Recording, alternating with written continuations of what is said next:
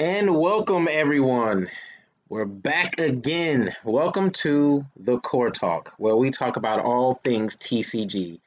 I'm your host, Mustang, the tournament organizer of Battlecore, and with me today we have. Isaac, the lead on the creative team and development team for Battlecore. All right. So, not too long ago, we talked about Battle Spirit Saga's Vegas tournament and our thoughts on what would possibly pop up, the type of decks that are going to be shown, the variants, that type of thing. Well, over the course of the weekend, we were also watching the Oceania event that was going on. And we saw a lot of different things that were pretty shocking, such as the slew of different white variants that were just popping up, left and right on the stream. So right now, my favorite that I've seen have been this white purple mix that I think Chi was piloting. And at first I thought it was white and then it was purple. I think it was beautiful. The way he piloted it was marvelous. The control that it had and the utility that it had was just unbelievable. What do you think? From what I recall, before this tournament happened, I think they referred to that as the Otter build. A while, like a lot of the community says, Otter build, Otter like that's like the purple, white variant. But I do think it's actually one of my favorite builds prior to this tournament happening. So I thought it was a very interesting build where it combines the utility of white when it comes to the cores and it comes to the defensive parts of it versus the offensive control that purple has to really control your opponent's board. So if you can't answer it with removing cards back to the hand, you can answer by saying get the heck into the trash, by either core removal, core drain, or just straight up blow it up. And I thought it was very nice of a build. So just seeing it in practice on live stream was quite a treat, I would say. So definitely for sure, I think so. With the Oceania tournament, I definitely think that maybe it was honestly a very interesting one because in that one we saw some yellow, right? Like Yeah. we were not expecting yellow because people, at least a lot of the community, from what I've seen, didn't have a lot of respect for yellow. It was more so The first like, match from the Oceania was actually yellow. It was versus a red Nova build. mm, And it was the Fable Beast deck I was talking about in our last podcast. mm, When red destroys these cards that are on the board, you're doing what you're supposed to do. That's kind of y'all inherent nature is to be mm, aggressive, to confront things, to blow things up. But the more you put into their drop zone later in the game, it becomes nothing but utility for that yeah, deck. for Godspeed. And Godspeed was just ramping on that board when it came to putting itself out there, putting other units out there, and that skill that it has for I think level two costs or lower. Yeah, It was the death of that Nova player. yeah. But it says, but the skill says that you cannot block with level 2 cards, right? Right. I heard, yeah, yeah. Yep. Yeah, so basically it says, hey, you got to fight with level ones. And of course, if you have level ones, that makes it much easier for the small yellow creatures to kind of cheese their way through battle using their spell cards. Yep. So it puts your opponent in a position where it's like, okay, lower your numbers so I can manage those thresholds, and then I'll use things like pressure so I can Mm-hmm. minus it by 3, or a drowsy ruse if I recall to minus it by 1. It's like, okay, now my small little chibis can just run through board and just try to beat over yours, which is not a great feeling as a red player to go against these small little things and then lose. No. So, but I will say, I don't. What one thing I didn't notice about the Oceania, I didn't see a lot of luster. Did you? There was a luster build, I believe, but it was short lived. Mm, It was very short that is lived. unfortunate. That is unfortunate. Yeah, it was only one build that I believe that I seen on stream, but it was very short lived. Um, so right now we have one of our teammates, Tom, who is in Vegas participating in the Vegas event. Yes, sir. And getting some information from him, he said there were very little white decks at each table.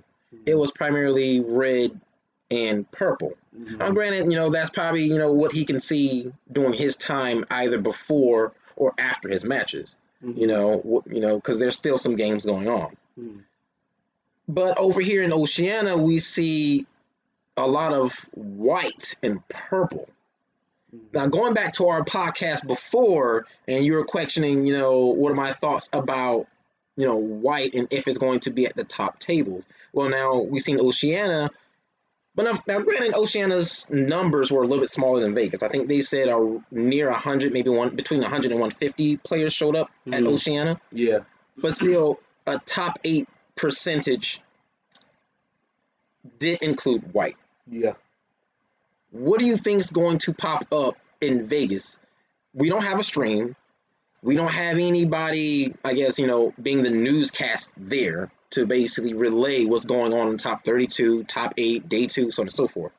Do you think white is still going to be represented as strongly there in the top 8? Because looking at these variants that popped up in Oceania, they're really strong. Like these people really did, probably did not watch, our podcast, but they really did look at white and go like, look, we can't build an archetype. We're building an idea. And each one of these decks that came up on stream, the top 8, was a very beautiful idea. It was like it was well thought out. So let me ask you a question before we proceed so our audience are on the same page. They might have the same question I have in my head.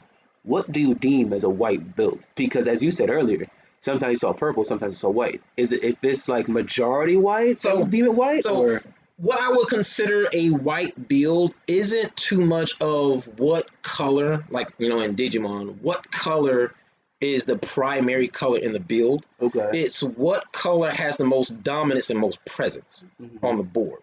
Because you can have more, for example, more purple within a white deck, but the most dominant presence on the board is white. The purple side can just be supporting cards like the Nexus, the spells, smaller creatures. Like for an example, with the one that Chi was using, he brung out the Infernal Curse Dragon. Even though we saw a little bit sometimes in his fights, a little bit more of the purple because of the Nexus, the Curse Dragon, the Camelot Knight, the Revival guy. We saw a decent amount of purple, but the most presence that stayed on the board were his white pieces. It was the Mammoth, it was Metropolis, he even brought out Pegason, and even his next previous games, more and more white cards started popping up. So that's what I would consider I'm gonna say a dominant color focused deck, even though they had different other colors within it. It's whatever color within the deck has more dominance and or presence on the board. Okay, that's fair. I guess for the sake of it, let me ask this question then. Do you think necessarily they had a more dominant presence? I know we're going definitely on topic. Yeah, we're going to circle back. back. We're circle back. So, do you think more so that it had a dominant presence because that's just the nature of white, or is it just, or because it literally just had dominant presence? Because I know for purple, a lot of their abilities are on summon, so them dying sometimes kind of prominent to them, and they're not meant to live for too long. For some cases, I mean, maybe perhaps the dragon, perhaps, but I know like what was it? Belagor, whatever this dude named, down with the bear claw, he's meant to die and just go off. And some cards are just meant to die in purple. So do you think that's more so that's the nature of purple, which is why you don't see a presence on the board? I want to say, okay, so I'm gonna back up a little bit. Okay. Let's look at purple, and let's look at the states of the game. Okay. You have the early game, you have the mid game, you have the late game. Each style of play excels in different areas of the game. Sometimes, even though a color excels in a certain area of the game, based on what archetype or what keyword you're focusing on, it may lean toward another area. When you look at Curse, they can start being aggressive at the early to mid game because they're low cost creatures and you kind of want to just shotgun these things in as quickly as possible. Either you give me the core or you give me your creature. Either one or two, I'm taking those with me. And then the later the game gets, the more resources I have as a Curse player. I have my Nexus out. That's going to allow me to draw because you're blocking or you're attacking. I'm throwing out more of these things. But when you look at the core strip, they're not more so chunking their creatures out there all willy-nilly. Most of these creatures some are weak in their early game to try to cheap them down, but most of these strong, impactful core removal cards are mid to late game units, Mhm. such as Mordred and Bishop, because they require 5 for Mordred, and if you want to get him his on attack, you need more Mhm. cores to put on him. Same thing for Bishop, and if you want to do the Bishop Curse Dragon combo, just like Tom said in the last podcast, you need X amount of cores Yeah. based on reductions you have on the board. Yeah. So when it came to his build, of course we saw some early game creatures, but I think that was the aggressive side of how his deck was built. Mhm. And of course you saw the curse stripping aspect for later in the game, or it may just be for either the counter matchups or it may be for when he plays against purple, because Mhm. some of their units are weak and have Mhm. one cores on them. But I want to say the reason why purple was more dominant, I would say, is because of what you said, Wait, is he previously. that white is more White, dominant? Yeah, yeah, yeah. sorry. White is more dominant is because of what you said earlier. It's the nature of the color and possibly how he built the deck. Mhm.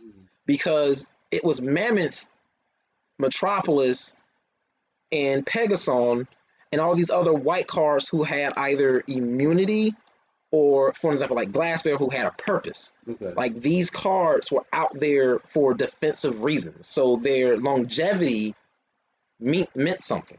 No one's Exactly. going to just willy nilly attack if they see a Glassbear out there. Yeah, that's true. Yeah, because it's And gonna definitely be like put pressure. Like, okay, right, it puts a mental pressure. Like, okay, if I exactly. attack, I'm giving him something, and or I'm going to Yep. lose something. And that's just the nature of white itself. Hmm. By you attributing to combat, they're gonna either tell you I am taking something from you, or I'm going to gain something from you doing combat with me, and that's Yep. just how it is. So to answer your question a little bit back about the Las Vegas, I'm gonna see white there.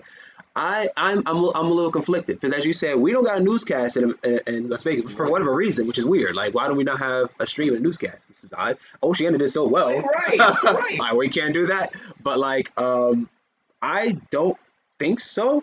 And if I do, it might be something equivalent to the Otter build, because the Otter build was definitely something circling around the community for a long time prior to this tournament. So I don't know if I'll see necessarily a pure white build. If Hmm. I do, I'd be surprised. It might be elk, honestly speaking, because I think we heard a lot of elk was there. Quite Yeah. frankly, yeah, Yep. which is something I'm not surprised about. Because I think it just comes down to the mentality between regions. Like, as we said, our boy was giving us a report like, hey, purple and red is over there, right? Hmm. Cool. But in Oceania, you see a lot of yellow, right? And it might just be the mentality of different player groups in the communities, right? Oceania might think, okay, I like this multi-swing rush, and I don't want to think too hard, so let's just let's just go ahead, not to insult anybody, but it's like you kind of know what you're doing.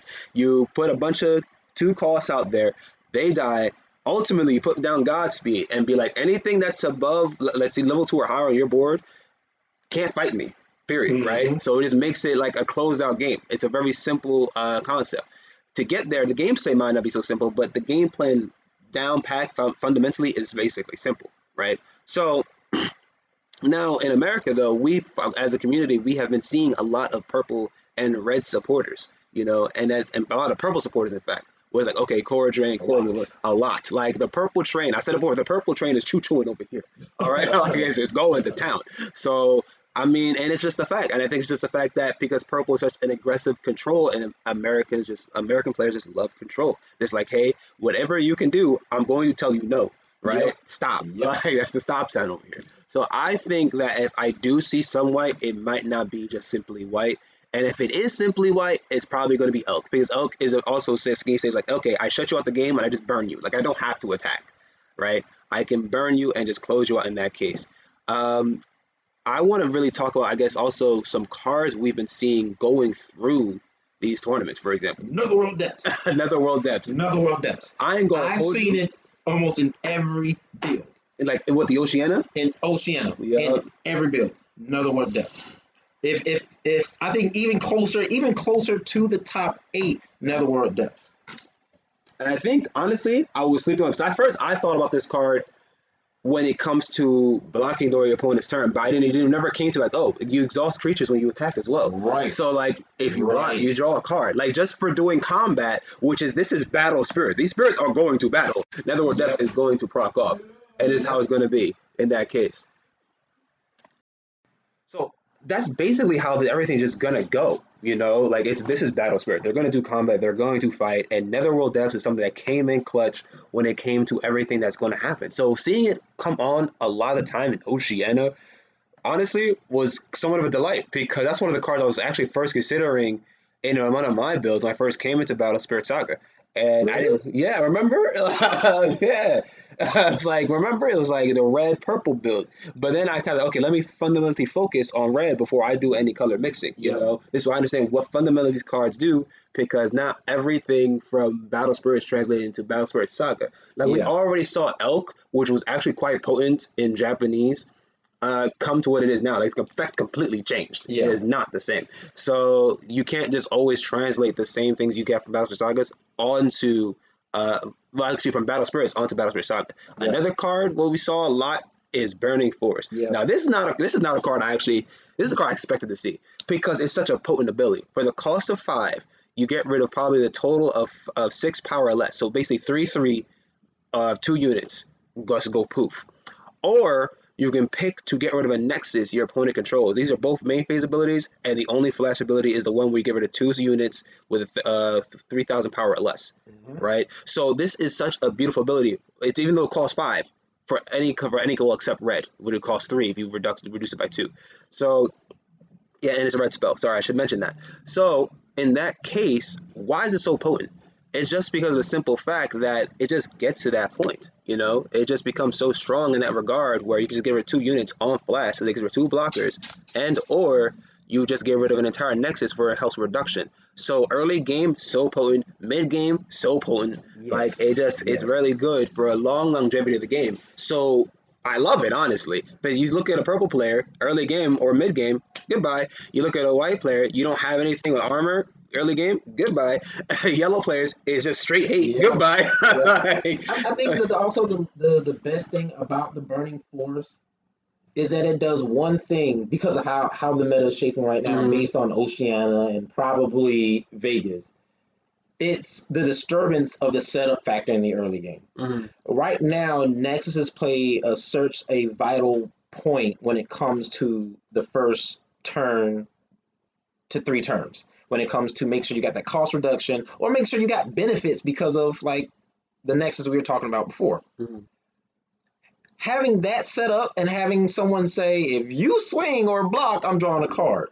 You're probably thinking, yeah, that's gotta go. Mhm. That changes the whole flow of the game. Your opponent just paid 6 for that previously, passed the turn to you, and you just blew it up. Mhm.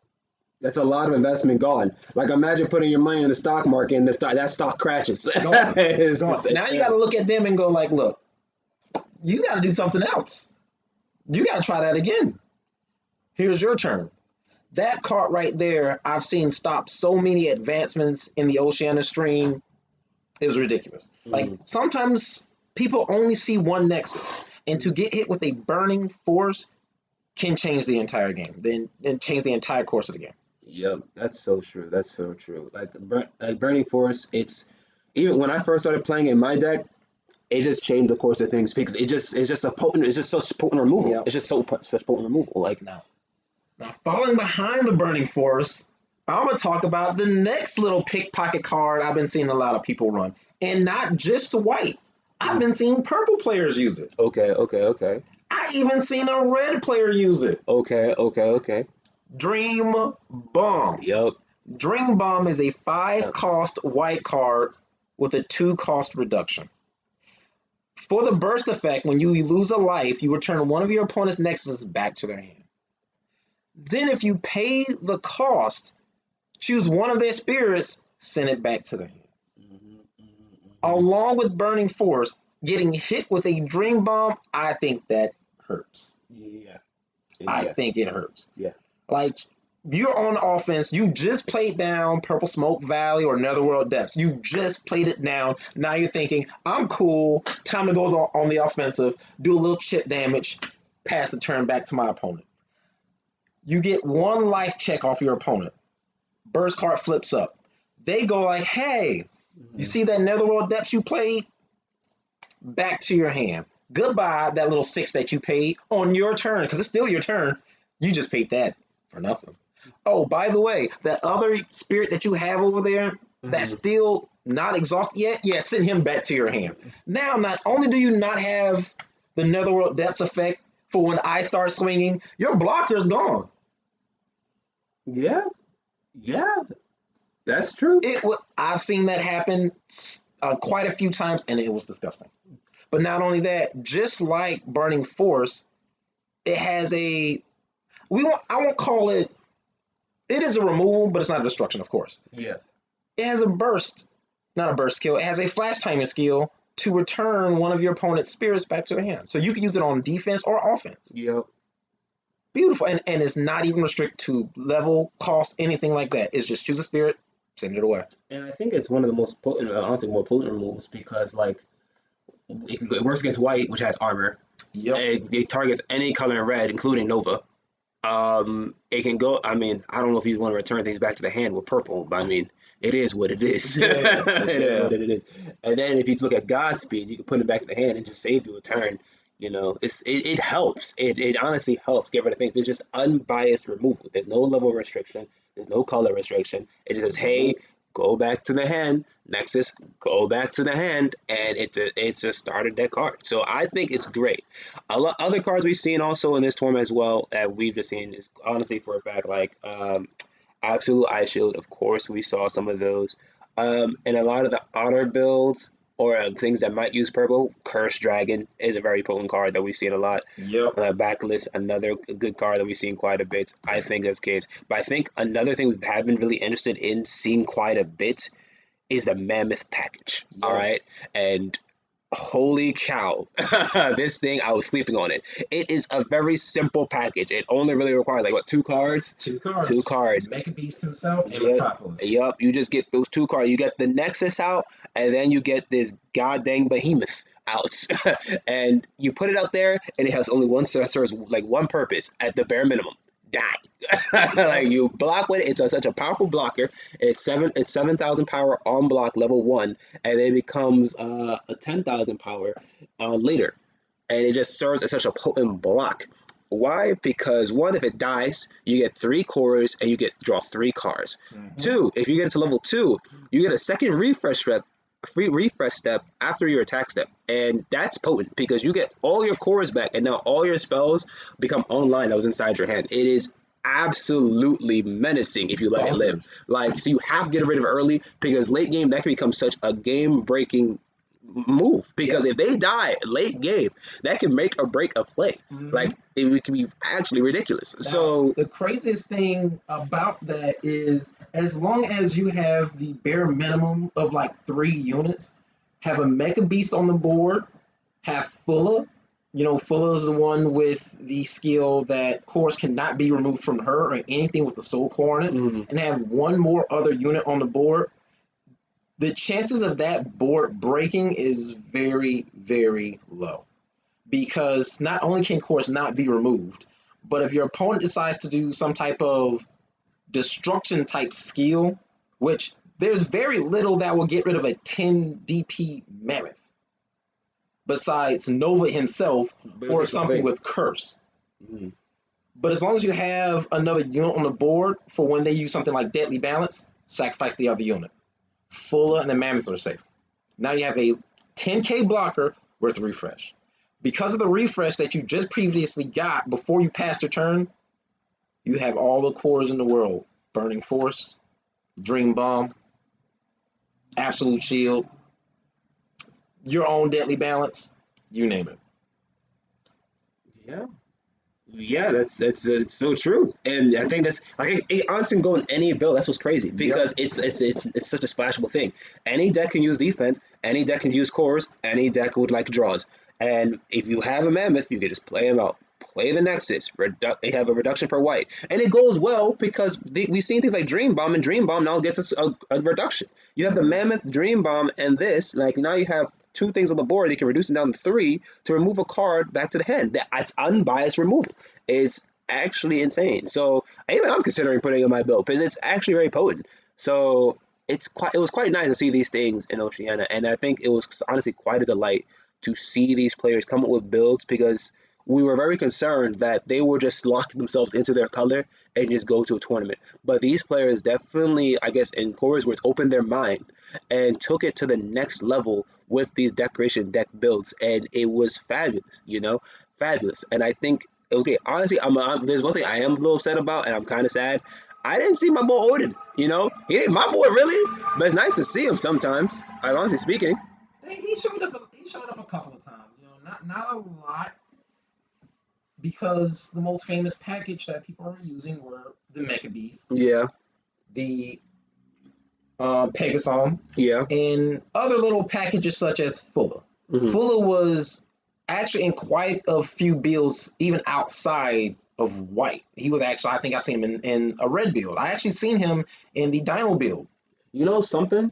And that makes sense because of the simple fact that I think purple, this meta is just such a potent color. It's such a potent, like you see it in other colors, and you see them mix with other colors. And you usually white is understandable because it's a defensive color, but purple I think is just so potent when it comes to their mass board removal. Yep. I, you just got to put something in there, probably in your main deck. And Dinos is one of the things that suffers the most against purple because they're cheap cards, and purple loves cheap. Yeah. They love cheap because cheap capital is good capital. So go loud.